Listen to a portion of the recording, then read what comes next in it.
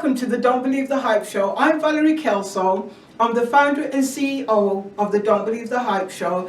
Today we have got a spectacular show for you. We have got some beautiful women who have survived through trauma, through life experiences. And so our first guest is going to be Ashley Brown, and she's got a poem that she's going to recite to you. Ashley does LIT, which is Life Illumination Transformation. And Ashley is a mother of 2 beautiful children. And the next voice that you're going to hear once I come off this screen is going to be Ashley's. It is a pleasure to be here today and be a part of the amazing things that Valerie is doing. Like she said, my name is Ashley Brown. I'm the founder of Life Illumination Transformation, a nonprofit dedicated to eradicating the impact of depression, mental health, and suicide in our communities. Why domestic violence is so important in relation to that is domestic violence is leaving a domestic violence situation is one of the leading causes of homelessness in our community, and families with children are one of the fastest growing segments of homeless people.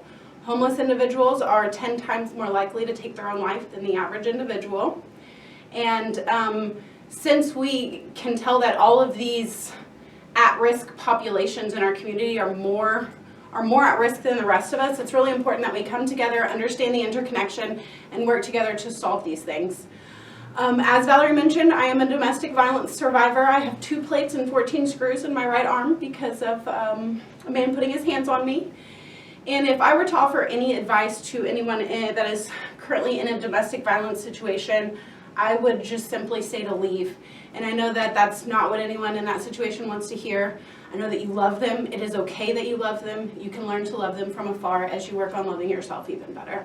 I hope that you find this poem to be inspiring and uplifting and encouraging and empowering. It's called Reclaiming Me. You define me, or so you think, a meaningless, worthless, objectified woman. Not even so. Meat to eat as you desire. Take a bite. Indulge as you wish. My thoughts, my feelings, my emotions, a secret to you. Not that it matters, I am bound by your image. You will see me as nothing more. My brains, my brilliance, my power, suffocated by you, taken by you. I am waiting and searching and hoping for an escape to be all that I dream instead of all that you desire. Strip me naked with wandering eyes as I sit by, helpless, just as you like, while you drool like a pathetic little animal. Go ahead, crawl around on all 4s, back to your jungle. I can't, I won't, I refuse to be belittled by you, by your presence anymore. Despite your pitiful attempts, I am a woman of worth, of strength, of beauty. Watch closely. I want you to see me. Pick up the pride that you've trampled and walk out the door, leaving you behind with nothing but memories of what could have been had. Thank you, Miss Ashley, for that beautiful poem. I hope it's inspired somebody out there. Our next lady that's going to be coming on is going to be Charlotte Mcgrew.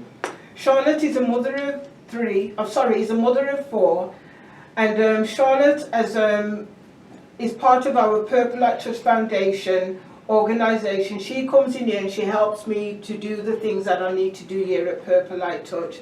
So the next person you're going to hear will be Charlotte Mcgrew. I'm a mother, a wife, and a grandmother. I'm also a survivor of domestic violence, and as of last Thursday, October 20th, I am a 5-year cancer survivor. I'm very proud to be able to say that. As far as my domestic violence journey, I was in a violent marriage for 7 years, and after seeing how it was affecting my children and my life, even though I was told several times that I would never amount to anything without him, I finally got the courage up to leave him and raise my children on my own. That was the best decision that I could have made for me and my family. I was able to survive without him, and I felt so much better about myself as he always made me feel that I was worthless and that I was never going to be anything. But I proved him wrong. Several years after that, after I left him, he was diagnosed with throat cancer. My children had to go up to the hospital, and I was by their side. As he was laying on his deathbed, he asked me one day if I could forgive him. I did forgive him for that, and I told him, and I finally had a sense of peace, and I felt freed again. I was freed. Several years later, I was diagnosed with breast cancer. I was not worried too much because God kept speaking to me and telling me that I was going to be okay. I just had to keep my faith in Him. For the last 5 years, I've had to have mammograms every 6 months. And every time I went for that mammogram, I would just pray to God. There were several times that they would have to do sonograms after that because of suspicious areas. But I just knew that God gave me that sense of peace and that I was going to be okay. So last Thursday was my 5-year clearance. I am now officially 5 years breast cancer free. I cannot stress to you how important it is during this month of domestic violence and breast cancer awareness to take care of you. Make sure that you know your worth. You are worth everything that God has made you to be. So you remember that. Get your mammograms. They're very, very important. If it wasn't for me getting that mammogram in October 5 years ago, my oncologist told me that I would have had full-blown cancer. So it's very important that you take care of yourself. So ladies, protect yourself. Do not stay in a domestic violent relationship. And make sure you get your mammograms. Thank you.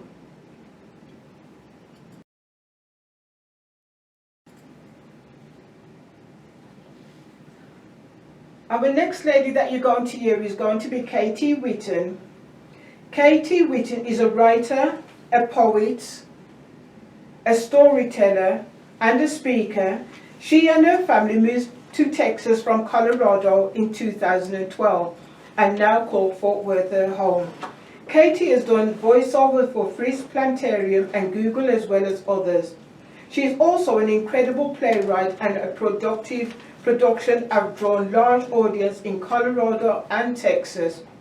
Her love for poetry and the power of words started at a young age. Her poetry is thought-provoking and very, very compelling. I believe the words have power to heal. If it's my poetry speaking to your heart, or if it's a reminder that you are not alone.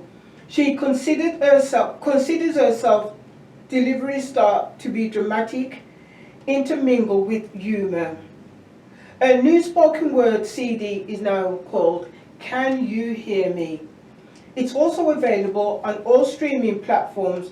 A book of poetry is also called Can You Hear Me? And it's available on Amazon. The next voice you're going to hear after me is going to be Katie Whitten.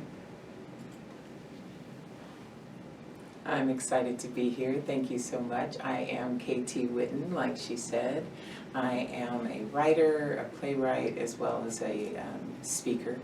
I have been doing spoken word poetry for a while now, but most recently I have been writing pieces that are more related to things that have happened to me in my life. I think that's one of the main purposes of poetry and writing, so it's cathartic, so that we can get those things out that we've experienced in life, get them out in paper, and not necessarily to relive the experience, but to feel like we have some power over it now. So this piece that I have written is called Little Brown Girl, and also, as Valerie said, I have a CD. It's called Now You Can Hear Me. It's available on iTunes, Apple Music, Spotify, and Pandora, and my book Can You Hear Me is available on Amazon. But this piece is called Little Brown Girl. I am certain for the first part of my life the safest place I was ever in was my mother's womb. Someone once said to me, "Go back to your perfect little life." I caught myself, stepped over what I wanted to say and what I was going to say, and instead, I said, "Don't mistake peace for perfection." Especially since you weren't there when my screams echoed off the walls of empty rooms, when my only protection was my 5-year-old little hands, when my body was assaulted and abused by men's hands as if they had the right. When I prayed to the cold night sky, whispering to the clouds and the stars, asking God if he could see me. After crawling, clawing, and dragging myself to a place of peace, I will not let your weak, petulant voice uttered from your unmoisturized lips sneer at me and try to subtract from all the additions I had to make to my life to be here. Isn't it crazy how people want to minimize the work you put in to become a better you? But if I could talk to the baby me, the little brown girl, I would say, "I'm sorry." The simplest of expressions, because I understand the power of words. And if I were to paint a picture for her, it would be impossible for her to grasp that she would make it and somehow be standing here. I don't want to use my words to illustrate your life to you, baby girl, because I would try to paint it in a way that was palatable to shield you from it, but it wouldn't prepare you for it. But trust me, they will write it on you and carve it into your skin. Because as a poet, a wordsmith, I weave words with my tongue so intricately they drip in the air like honey, and you want to reach out with your tongue to catch them before the sticky sweetness falls to the ground. I understand that words are seeds, weapons, and healing elixirs. Paintbrushes and crayons, quills and pens, and hearts and minds are my canvas. So I would say, I'm sorry. Also because my brain, in its attempt to protect me mentally from what I could not avoid physically, my mind is standing in front of the door of some of my most torturous memories, determined to shield me from the agony, while my memories chant from behind the door like Celie and Nettie, "You and me must never part." If I could rock the baby girl me in my arms and radiate the love and protection she should have been given like warm rays from the sun, from a mother who was determined to love her, but was put in the position to try to save her life or mine, from a father who projected success and modeled abuse, it was from them that I learned that words could be weapons and seeds, that don't show up to wound me or produce fruit until my heart wants to reach for the good things about me. Then their words were there to extinguish my hope like wet 4th of July fireworks, a critical analysis of who I was and who I was going to become. But if broken is birthed and raised by broken and covered by broken, we shouldn't be surprised when everything falls apart. I couldn't say it to myself until long after the traumas had passed. So during my pain, words to amplify my strength and ability, my beauty and uniqueness were nowhere in my lexicon. See, words. If no one ever sits you down and starts to speak the power of who you are and what you can be over your head like rain and into your ears like lyrics to a love song for you and about you, you will forever hum off key. Because you will never learn to sing your song of love. I had to write love songs about myself because the words around me demeaned me, shredded me, and cut me, leaving scars on my heart and rewiring my mind. When I realized the voice of my pain was louder than my own, I asked the question, where was my voice? Then the little brown girl who would curl up in a ball on her bed praying what was outside the room didn't come in, whispered with tears running down her face, I'm still here. Tell me what they never did, that my eyes look like cinnamon from Madagascar in the sunlight, and my skin, yes, Lord, my skin is when liquid gold and brown are poured onto flesh, that you, baby girl, are brilliant, literally brilliant. The way your thoughts combine to create imagery and ideas, create melodies and harmonies, the way you hold on tenaciously and love ferociously, yes. That's me. I put it to a rhythm with a chorus like some smooth R&B. It reminds you of Summertime and Frankie Beverly, but it sounds like me. I want this song to go on for years and years. I want it to slide into the playlist of those who haven't found their own love song yet, so they can see the impact they will have in the world when they find their voice, when they untangle themselves from the web of self-hatred and lean into the value of being uniquely you. When they understand that this world is fragmented and damaged, but their healing will create a ripple and then a wave in an ocean of pain. When they use their words like lyrics to a love song to create a healing rain over the head and into the heart of the next little brown girl. Wow, that was awesome. That was really, really good. I just love hearing your voice and hearing your poetry. You know what I mean? So I see that you've got some things in your hand. Yes, my book, this I said, this is on Amazon. It's called Can You Hear Me? And then for people that still listen to CDs, the CD is called Now You Can Hear Me, but you can also get it on all platforms, iTunes, Apple Music, Spotify, Pandora, and even if you're on Instagram, TikTok, Facebook, and you want to use a portion of my poem as a voiceover for some of your posts, they're available there too. And I listen to that in my car when I'm going on long drives, which is not very often because I don't go many places. I do listen to your poetry. Thank you. You know what I mean? I like the one. It's choose your choice, the chosen one. Like, oh, I changed my mind? I changed my mind. Yes. That's the one I listen to quite a Amen. lot because it lets me know if I want to change my mind, I You can change can. my mind You can. anytime. And whatever course you're taking, if it feels like you don't have another option, you do. That's right. You can change your mind. The other thing I would say, if you were a domestic violence situation, make a plan. Did you hear that, ladies? You need to make a plan. Make a plan, and it doesn't have to be a big one, but make a plan. So thank you for coming in and thank you for sharing your poem. Thank you. Well, it's not a poem, I would say, your spoken words. And I hope it has inspired some of our listeners today. Yes. So thank you once again. All right. The next lady that you're going to hear is our keynote speaker. Her name is Cortina Jackson.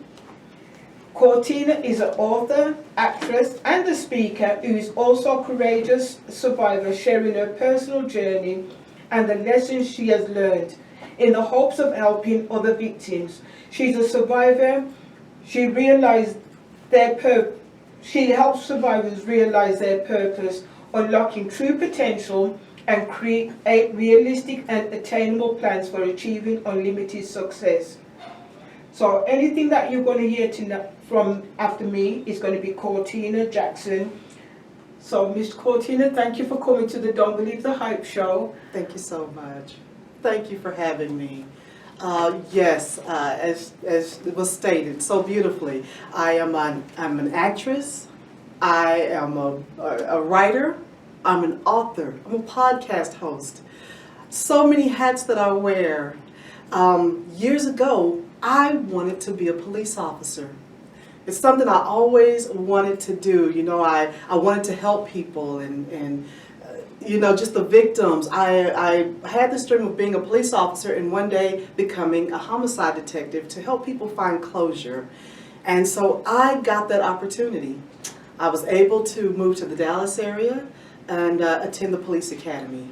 And in the police academy, it's a very grueling process. There's lots of things to learn, so I had to read from books this thick about the penal code and criminal procedures and statutes and laws. But I was determined to do just that. I even married a police officer. So, wow, there we go. I had this, you know, what I thought was a solid foundation. You know, I've got the police officer husband. I'm in the academy. I'm going through this process. In the academy, every other day, you had to run. I had to run many miles, at a minimum of 3 miles a day. And I remember during the course of that academy, I fractured my ankle, and I still ran. I would run on a broken, fractured ankle and just limp through. But I was determined to make it through. I was determined because I was told I shouldn't. I was told that I couldn't. and I was told that I wouldn't. So I had to make sure that I made it through to prove that yes, I can. And I completed the academy. I made it through. I graduated at the top of my class. I made it through the run on a broken ankle, and I was in field training. I'd become a police officer. And about 6-7 years after that, I was almost killed by my police officer husband in domestic violence. How? How? Me? Of all people. You would think, how does a person with such strength, such resilience, someone who was so determined to make it through the police academy, how could a person like that not make it through domestic violence? And that just goes to show you that it can happen to anyone. Domestic violence doesn't care about your socioeconomic status, doesn't care about your race, doesn't care how strong you are and how resilient. When you are locked into domestic violence, you find yourself in a situation that is often very hard to escape from. Basically, I came into this relationship with low self-esteem already. When your self-esteem is compromised,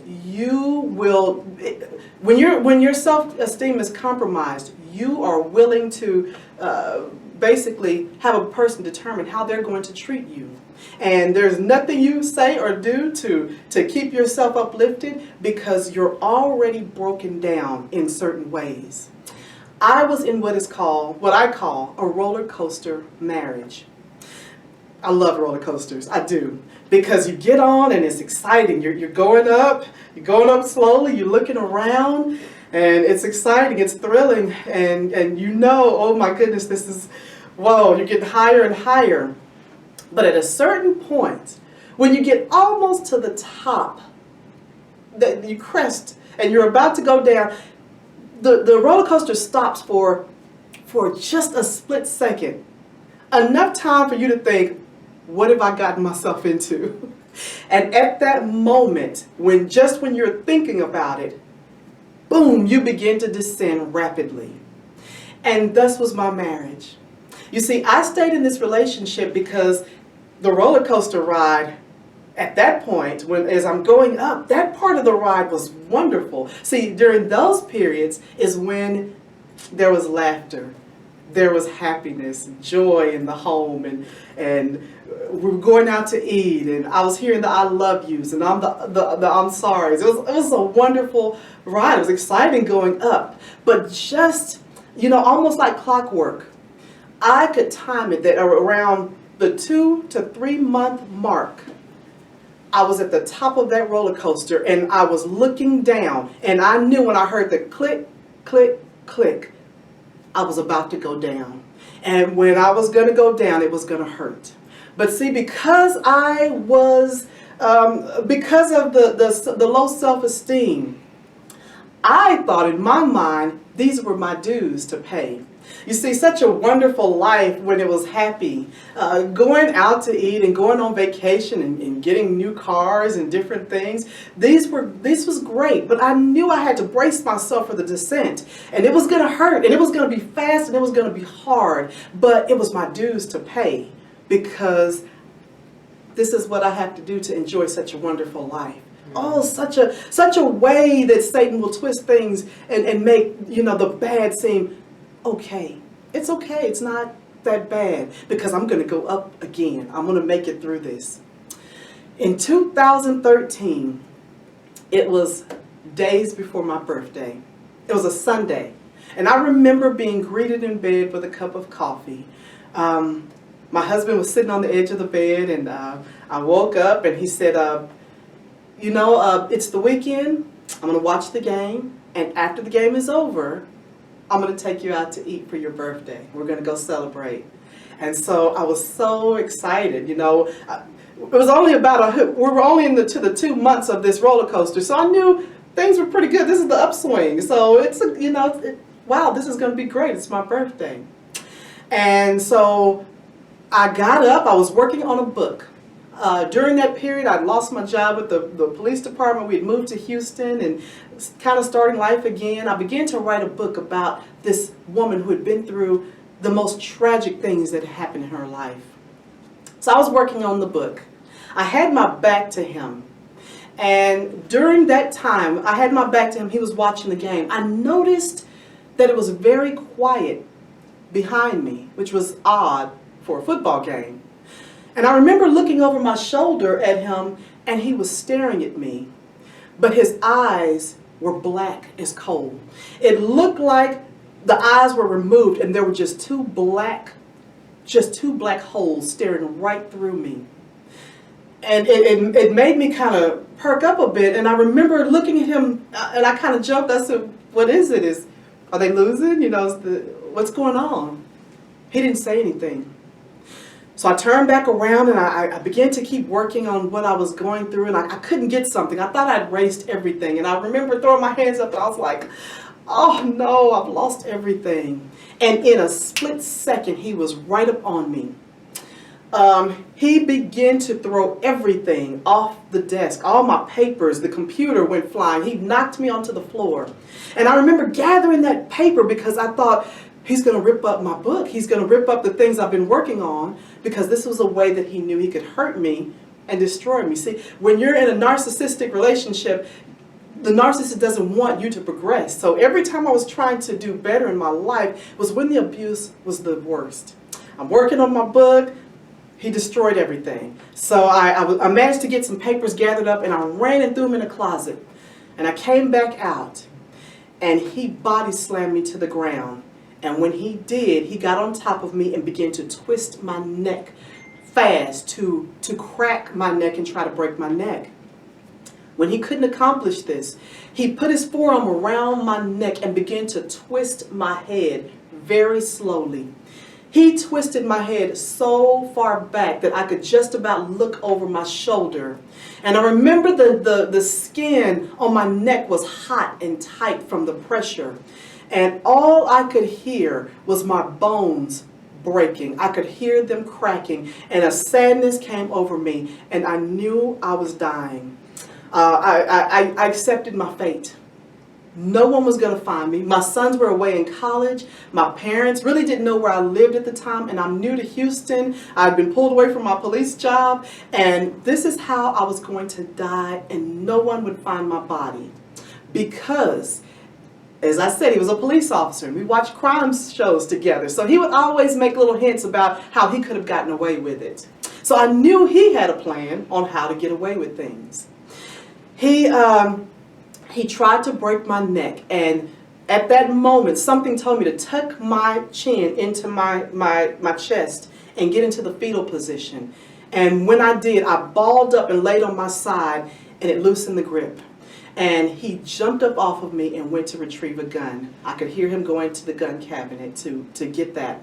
And he gave me just enough time to jump up and grab a bag and grab my keys and leave the residence. And I was able to stay away, and the cops were called, and they responded and arrested him. And he called me from jail that evening, and he said, "Just want to let you know I'm not mad at you. It's going to be okay. I'm sorry. I just need you to go get my credit card and pay a bail bond me, and I'll be right out, and I'll get back home to you." And see, this is that Jekyll and Hyde. He was able to turn it on and turn it off. So this was his, "I'm sorry, you're going to get a gift out of this," because this is the way it went. This was my up on that roller coaster. "I'm sorry, where do you want to go? What vacation do you want to take? What new car do you want?" And this was going to be that moment.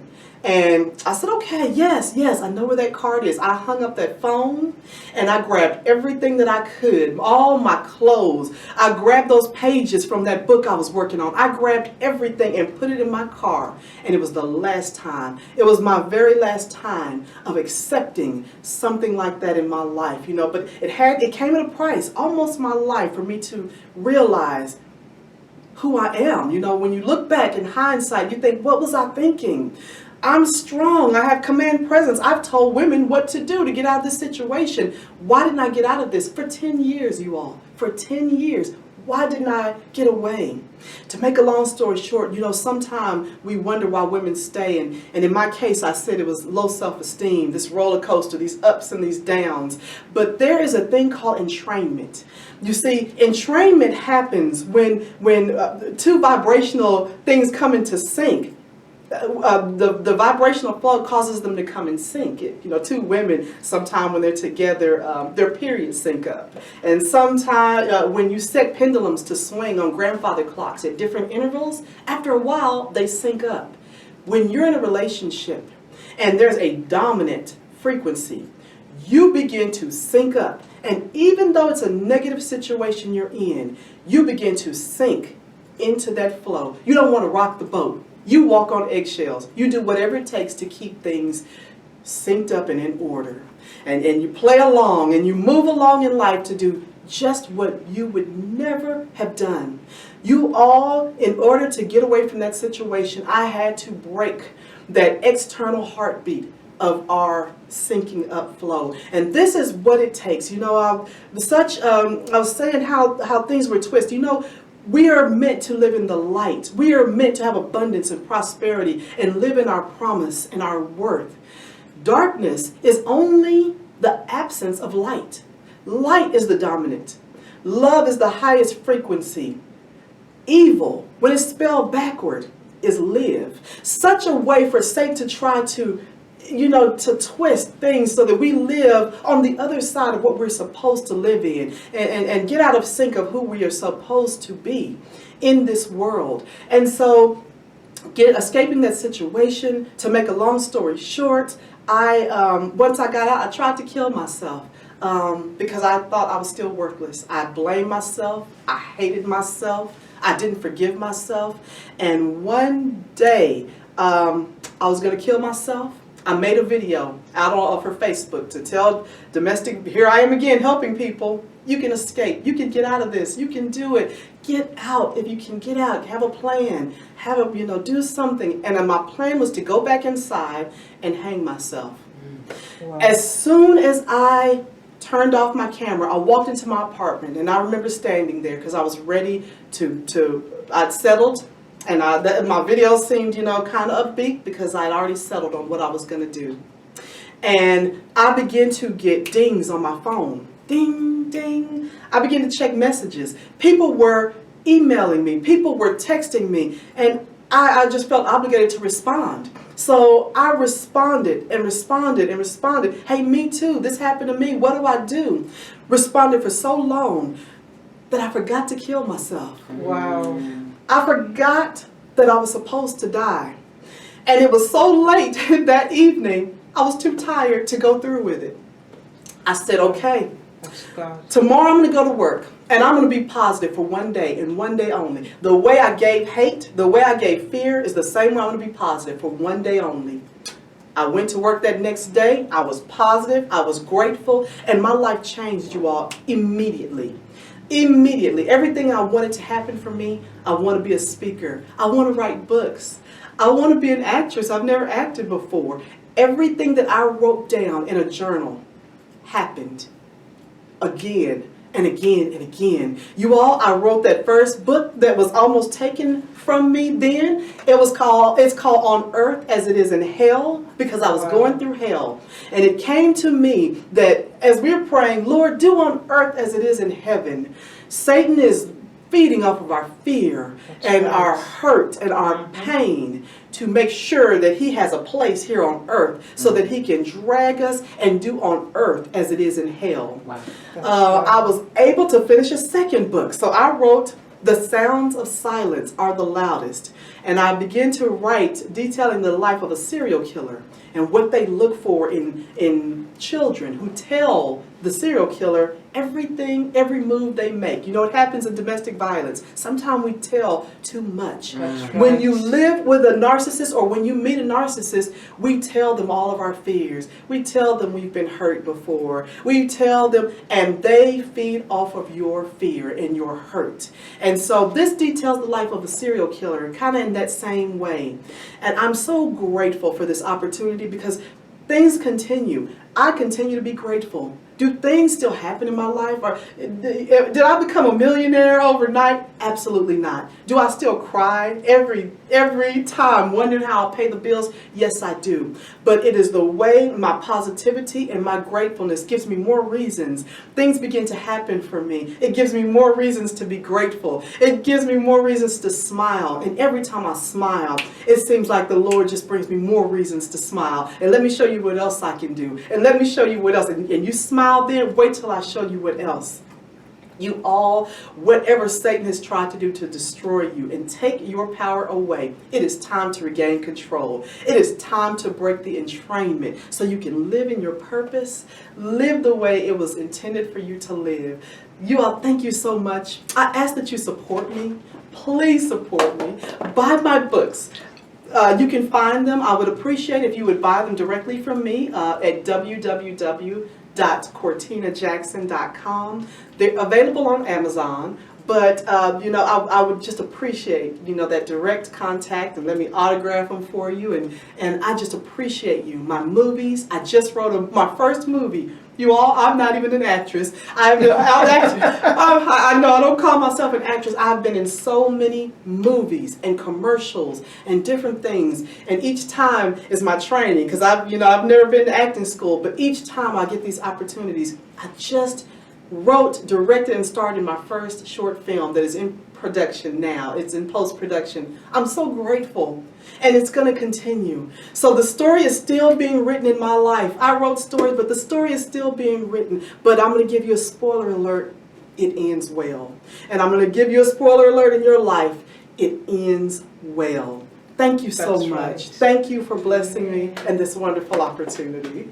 Thank you, Miss Cortina, for coming on to the Don't Believe the Hype show. Usually we would ask our guests, what does Don't Believe the Hype mean to them? But of course we don't want to keep them hanging around much longer. That's so right. I'm going to invite you back onto our show where I can have a one-to-one, where I would like to ask you questions about what you've gone through, and I would like to also invite KT Whitton back onto our show, because I want to get in depth into the minds of two beautiful, powerful women, because at the end of the day, yes, it was just a short snippet today because it was just a show we wanted to put together for Don't Believe the Hype and to end domestic violence and cancer, because both of those mean a lot to me. Because back in England, my best friend, I had two good friends, both of them died of cancer, but both of them was in a traumatic and abusive relationship.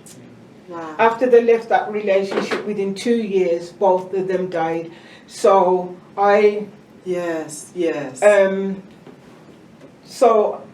I'm being pushed to come onto the camera. Please do. Please tell this. It's live. So yes, my lady has been pushing me to come onto the camera, and I just wanted to say this show is dedicated to Christine Monroe, because she was my best friend back in England. If anybody out there is going through domestic violence, please get out. I'm going to share a little poem that I wrote. It's not long, it's just something I wrote years and years ago. It's not as good as KT's, I'm going to let you know, but it's good enough for me.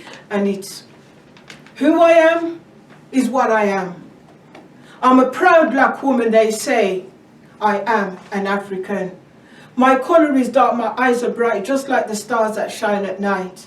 My lips are thick, they say they are the best kissing lips. My shoulders are broad, they need to be, because of the remarks that sometimes hurt me. Who I am is what I am, but I've not always been who I am or what I am. What will trigger him off today? I tried my best in every way, making sure his seams were pressed straight in his worn-torn jeans. All of a sudden, all I hear, there's not enough salt in the pot. As a slap flew into my hair, I fall to the ground, no tears could be found. Please let him kill me, I'm here crouched on the ground, kicking and punching each and every strike. I might as well have been in a boxing ring tonight.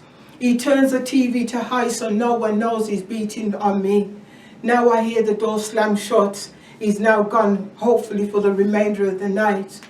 My little girl's in the next room, the two of us are crying. Look what I'm putting my little girl through. She doesn't need to hear all this, dear Lord. Please tell me, what am I to do? He comes home happy, forgetting that he had beaten me earlier that day, asking me, is there any salt in the pot? Not to mention that was what got me the beating earlier that day. Now he's telling me how the food tastes good. I wish I could hit him with a pot, but I can't even muster enough courage to do that. Because my daughter's in the next room, my daughter needs me. Now I'm going to bed. The pain is hurting my head, but I know he's going to come there soon. Now he's telling me how he loves me and kissing me. If he really loved me, he would never have done that to me today. He would have been loving me and kissing me. But I'm all black and bruised. So now he's here telling me, baby girl, I love you. That don't mean a thing to me. 3 years I stay, you don't need to stay. I'm here for each and every one of you. Get out while you can, because at the end of the day, we don't want you to die or somebody else to do this to you. So that is my little poem that I wrote, and I would just like to tell you all, just get out. This is Domestic Violence Month, but it's not really a month. Domestic violence happens every single day. There's 4 women in this room right now, and it says 1 in 3 women go through domestic violence. So if there's 4 women in a room, technically all 4 of us are in this room has gone through domestic violence. You do not need to stay, because if you stay and you do not get the healing from when you was a child, what's going to happen is that you're going to stay go into a domestic violence relationship. And if you do not get the healing from that domestic violence relationship, we do not want to know that cancer takes you out. So get out, please, while you've got the chance. And thank you for tuning into our Don't Believe the Hype show. I really appreciate you, Miss Cortina Jackson, and Katie Whitton, for coming into here. Ashley had to leave because it was her birthday, and Charlotte had to also leave because she had to take her granddaughter to soccer practice. And I want to appreciate all of you for watching. And if you've got any questions, feel free to contact any of us, and we will get you in contact with Katie, Cortina, Charlotte, or Ashley. Thank you once again for tuning into another fantastic Don't Believe the Hype show.